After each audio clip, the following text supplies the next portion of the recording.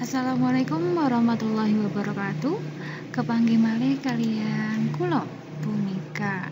Nah, dinten menika matarinipun inggih menika aksara angka. Nah, saiki pripun kabare? Mugi-mugi sae-sae nggih.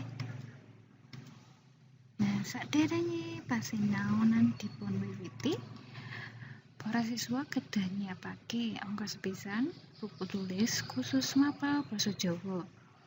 Angka loro buku paket trigger basa Jawa. Nah, buku paket iki sing wis disilihake saka perpus. Nah, dibukai meneh bukune. Tata tertib ing pasinaonan basa Jawa. Angka sepisan siswa aktif ing chat online. Angka loro gatekake unggah-ungguh. Angka telu nganggo basa Jawa, utamane nganggo krama alus. Nah, aksara angka Jawa, yuk saiki sinau. Nah, ning kene ana tulisan aksara Jawa, yaiku angka Jawa. Nah, ana angka 0 nganti tekan 9. Gampang ya diapalke. Gampang. Nih, tuladane misale yen meh nulis angka 17 berarti tinggal angka 1 karo angka 7. Nah, nek umpamane meh nulis tahun 1945 ya gari gampang, angka 1 ditulis terus angka 9, angka 4 lan angka 5. Gampang toh? Nah, saiki cara nulis aksara angka. Nah, ning kene kuwi diwenehi pada pangkat. Nah, ateges apa ben iso mbedakake antarane kuwi aksara angka karo aksara biasa. Kan aksara angka ana pada karone karo aksara biasa ya. Makane diwenehi pada pangkat. Misale tuladane dhuwitku ana 70.350. Nah, gampang toh? Ning kono ana dhuwitku berarti kan do disuku terus wa diwulu to berarti bentone kuwi mati, makane diwenehi pasangan ko dhuwitku. Gampang.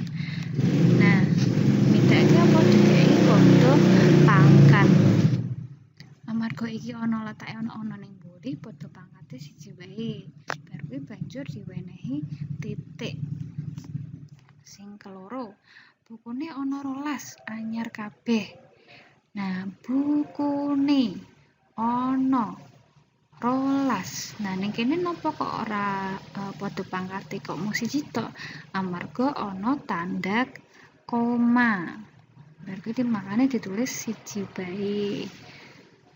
Angka 3, aku duwe pitik 8. Gampang ya. A H berarti kan H. Terus K disuku duwe. Nganggo D disuku wone diwenehi taling. Dan napa kok ora nganggo pepet? Pepet kuwi macane ora nek umpamane diwenehi pepet dudu duwe tapi duwe. Bedake ya antarane nganggo taling karo pepet. Aku duwe pitik 8. Nah, gampang ya. Gampang banget. Prigel basa Jawa. Saiki kanggo latihan Bunika mung menehi 2 ukara. Ditulis nganggo aksara Jawa. Nyoba. Yen wis rampung nulise banjur dikirim ana ing tugas sekolah ya, diupload di foto baru diupload. Gampang. Sing pertama, tanggal 1 Januari 2020 miturut penanggalan Jawa tiba ing dina Jemuah Pahing. Lah kuwi sing nomor 1. Terus sing nomor 2, aku saiki wis kelas 10, sedelok maneh kelas 11. Nah, tugase mung 2 kuwi tok. Saiki digarap banjur diupload ing tugas sekolah ya. Wis matur nuwun.